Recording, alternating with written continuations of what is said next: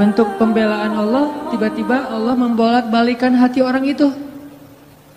Dan buat Allah membolak-balikan hati itu lebih ringan dari kita membolak-balikan telapak tangan. Ada yang susah bolak-balik telapak tangan? Susah nggak ada kan ya? Gampang banget kan?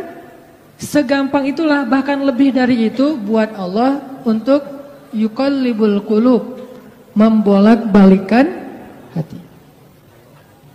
Buat teman-teman ya yang di sebelah selatan masjid, mohon bersabar, jangan memaksa masuk supaya semuanya nyaman. Kan ayatnya berlapang-lapanglah dalam majelis. Jadi berikan tempat untuk orang yang sudah masuk duluan. Mudah-mudahan yang di luar dapat pahala lebih karena bersusah payah untuk datang dan ternyata tempatnya agak jauh di mata. Enggak, blunder. Aneh. Oke, lanjut. Lupa Buat Allah membolak-balikan hati itu lebih gampang dari kita ngebolak-balikin tangan kita. Gampang banget nih. Jadi nggak ada yang di mata Allah atau dalam persepsi Allah ada hati yang kayaknya nih susah banget nih dibolak-balik. Jadi kamu mending nggak usah ke situ lagi deh. Saya juga kewalahan ngebolak-balik hati dia. Enggak, mudah. Terus kenapa ada yang dibiarkan, ada yang dibalikan hatinya? Karena ada yang pantas, ada yang tidak pantas. Jika kita sudah punya kepantasan, Allah akan balikan hati kita kepada kebaikan. Allahumma habbib ilainal iman wa zayyinhu fi qulubina wa karrih ilainal kufra wal fusuqa wal isyan waj'alna minar rasyidin. Hafal doa itu?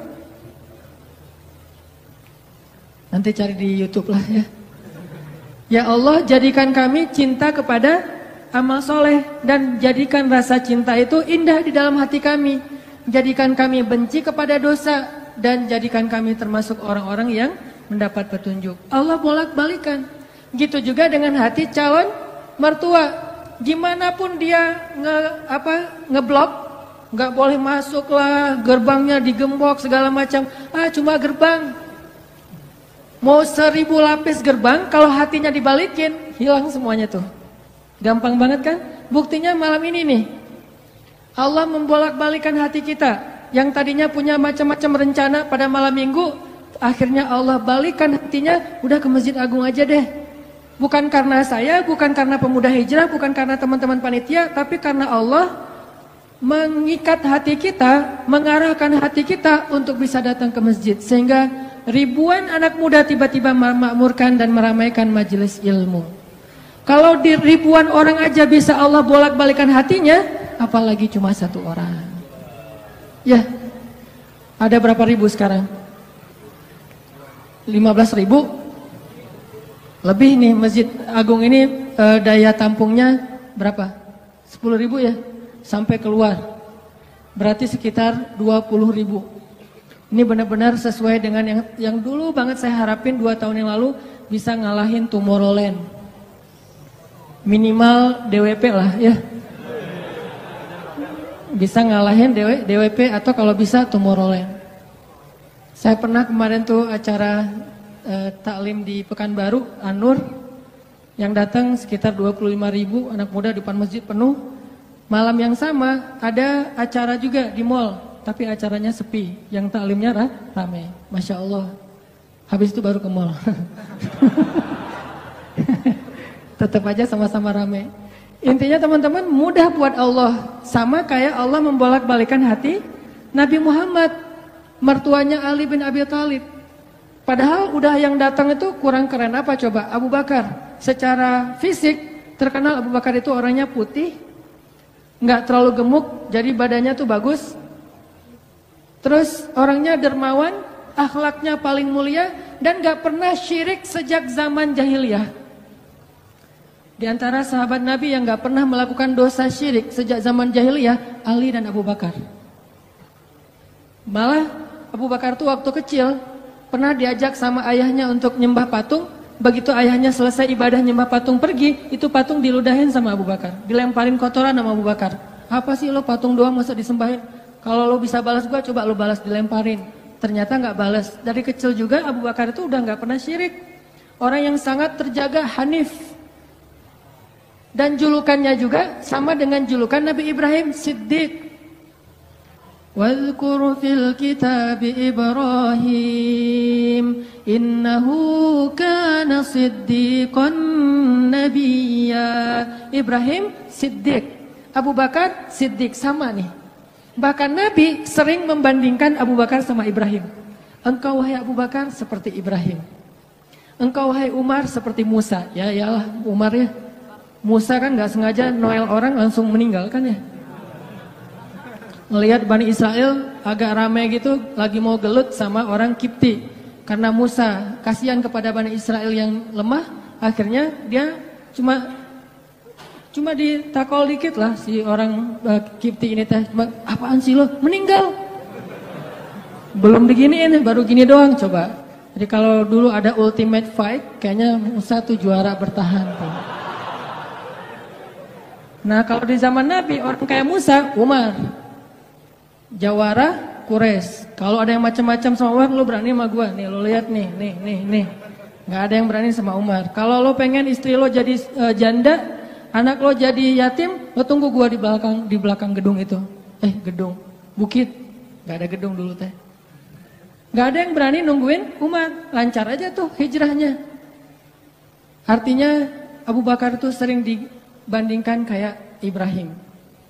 Terus dengan Nabi akrab banget tuh Abu Bakar. Jadi kayak soulmate-an berdua tuh. Belum dapat risalah Islam juga, Nabi itu kalau jalan sama Abu Bakar, jalan yuk kemana? Ngopi kalau bahasa kita teh. Ngopi sama Abu Bakar berdua. Dari zaman sebelum Islam juga Nabi itu dalam tanda petik udah sering ngopinya sama Abu Bakar. Coba, enak nggak nolak teman ngopi kita? Agak susah kan? Dia ngajak kemana? Nggak enak kan nolaknya? Ya udah gua datang gitu. Ali ngerasa, wah nih yang datang nih saingan berat nih. Pernah bersaing dengan orang kayak gini? Pernah, cuman sering kalah. Gak ada saingan juga masih ditolak ya, apalagi ada saingan. Nah itu mah saya banget, bukan teman-teman. Udah biasa ditolak, pada akhirnya diterima juga. Karena saya gak mau menyerah. Datang Abu Bakar, mau ngelamar Fatimah. Ali pas tahu berita itu, ya udahlah berarti pupus harapan. Hashtagnya berhenti aja. Udah gak bisa ngapa-ngapain. Tidak lama kemudian setelah Abu Bakar lama di rumah Nabi terus pulang, Ali merhatiin wajah Abu Bakar, nih wajah diterima atau wajah ditolak nih. Ternyata dapat kabar Abu Bakar ditolak sama Nabi. Yes, kata Ali. Abu Bakar ditolak sama Nabi. Cuman sisi lain, Ali makin gak pede. Kalau Abu Bakar aja ditolak, siapa saya? Bahkan lebih ditolak lagi. Jangan-jangan belum sampai di pintu juga, udah Ali pulang aja deh. Abu Bakar aja ditolak. Yang kurang apa coba? Akhlak luar biasa, agama terbaik, bahkan umat Islam paling baik imannya tuh dan amal solehnya Abu Bakar. Nggak ada tandingan lah. Mau ngelihat surganya di akhirat. Orang kaya di dunia dan kaya di akhirat tuh Abu Bakar tuh.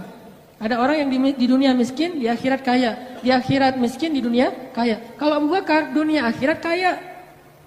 Surganya Abu Bakar tuh dikelilingin sama Jibril. Jadi Jibril lagi pengen ngukur surganya Abu Bakar. Terbang setahun. Udah setahun terbang, itu baru di pinggirnya surga Abu Bakar. Belum sampai ke tengah. Padahal Jibril itu kecepatannya lebih tinggi daripada kecepatan cahaya. Bayangin, udah setahun perjalanan cahaya baru di pinggir surganya Abu Bakar. Belum juga masuk, belum sampai ke alun-alunnya surga Abu Bakar. Baru juga perbatasan coba.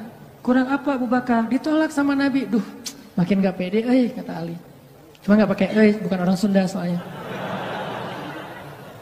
Gak lama kemudian datang lagi. Cowok keren, jawara Mekah, Umar datang. Assalamualaikum. Suaranya agak-agak gitulah. Walaupun susah nirunya, cempreng soalnya. Assalamualaikum, waalaikumsalam, kata Nabi datang. Pas diintip sama Ali, tanya-tanya ke teman-temannya, ada berita apa nih, trending topik. Ternyata trending topik di Twitter, Umar melamar Fatimah. Wah, rame lagi viral di mana-mana. Makin, aduh saingannya berat-berat gini, nggak ada yang di bawah saya gitu yang datang, biar saya agak-agak pede gitu. Ternyata Umar pulang juga ditolak lagi sama Nabi. Ali, yes, tapi tuh gimana ya kalau Umar aja ditolak, yang paling kuat bisa menjaga Fatimah banget kan? Kalau ada apa-apa Fatimah tenang aja, ada gua.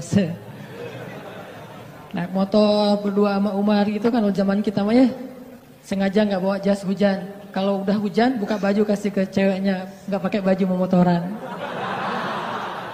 Cowok banget lah itu mah ya. Pulang-pulang sampai ke rumah minum antangin.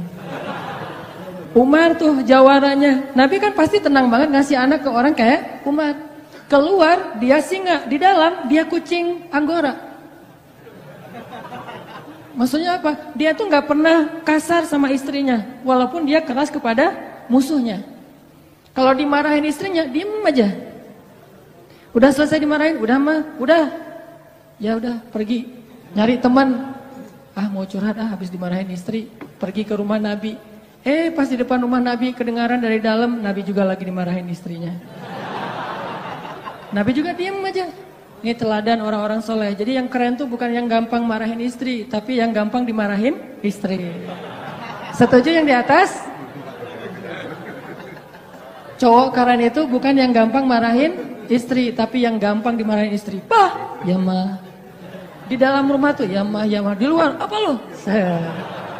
Itu cowok keren tuh. Pas Nabi keluar, ada Umar. Ya Rasulullah, Umar gak mau ngebahas, gak mau komen lah. Daripada komentar di blog kan. Diam aja deh. Gitu. Udah selesai jalan sama Umar. Umar nanya, ya Rasul saya tadi habis dimarahin istri. Mau ngajak Rasul ngopi, curhat, Nabi juga lagi dimarahin.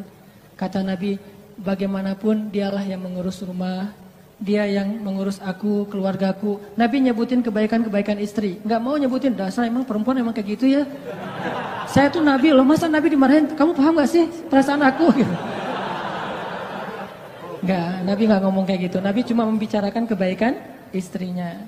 Umar yang datang ditolak. Akhirnya Ali udahlah, mau kayak gini mah kayaknya udah nggak mungkin deh. Abu Bakar ditolak, Umar ditolak, berarti ada standar di atas mereka berdua. Yang kaya raya ditolak, yang paling eksis berpengaruh, jawara ditolak. Nah saya nggak punya dua-duanya, masih kecil soalnya. Nanti kalau dia udah dewasa, Ali emang jawara juga tuh. Malah gladiatornya Nabi kan, ketika orang nggak berani menantang seorang musuh, Ali yang berani. Saya Rasulullah, Ali itu. Akhirnya Ali diam-diam aja, udah gak mau ngebahas lagi tentang Fatimah. Udah aja tutup bab tentang Fatimah. Sekarang yang lain aja deh. Tapi teman-temannya ngegojlokin terus. Ali. Kalau bahasa kita, jomblo gitu. Dibully terus. Ustadz posting bully. Teman ngomong gak bully. Pokoknya bully nasional aja. Karena dibully-bully terus, akhirnya Ali memberanikan diri. Ya udah datang deh bertamu. Pokoknya malam ini diterima, ditolak, walaupun kemungkinan besar ditolak, saya harus datang dulu nih sama Nabi. Beraniin diri, gak usah majang mikir, datang. Assalamualaikum, waalaikumsalam. Ali masuk. Nabi kan senang banget sama Ali ya, kesayangan Nabi banget lah pokoknya Ali itu. Duduk, ada apa Ali? Enggak, cuma pengen silaturahim. Nggak ngomong apa-apa coba. Cuma pengen silaturahim. Nabi sehat, mau diambil air hangat, pokoknya gitu-gitu aja. Ali ada apa? Enggak ada apa-apa ya Rasulullah, cuma kangen aja pengen duduk sama Nabi. Kayak gitu aja terus. Lama-lama Nabi kan paham dan Allah yang kasih wahyu. Ali, kamu gimana sama Fatimah? Langsung Fatimah. Kebayang gak sih perasaan kita tuh sama orang yang kita kayak udah ngeklik banget, udah habis-habisan, pokoknya kalau gak dia saya mending gak usah nikah deh, gitu ya. Kalau gak dia mending saya jomblo aja seumur hidup. Kalau gak dia mending saya bunuh diri aja. Udah gitu bunuh dirinya gak mati lagi kesangkut di tiang listrik. Ali itu udah, hatinya tuh udah kena banget sama Fatimah, dan itu karena Allah yang mengikat hati mereka berdua. Pas Nabi bilang gitu, Ali langsung curhat. Ya Rasul, ya saya pengen, tapi saya nggak punya apa-apa. Kata Rasul, kamu punya apa? Saya di rumah tuh cuma punya 3 barang. 1 pedang, 1 onta, 1 baju besi. Gak punya emas, gak punya apapun. Kata Nabi, kalau pedang kamu butuh untuk berperang. Onta kamu butuh untuk mengangkut air. Ya udah deh baju besi aja, bawa ke sini baju besinya untuk jadi mahar buat Fatimah. Beneran Rasul baju besi? Itu bajunya besi loh Rasulullah, bukan yang tangan kayak gitu apa cincin. Gak apa-apa kata Rasulullah. Keluar Ali, Allahu Akbar, Allahu Akbar. Orang-orang pada heboh, langsung muncul lagi trending topik hashtag Ali diterima.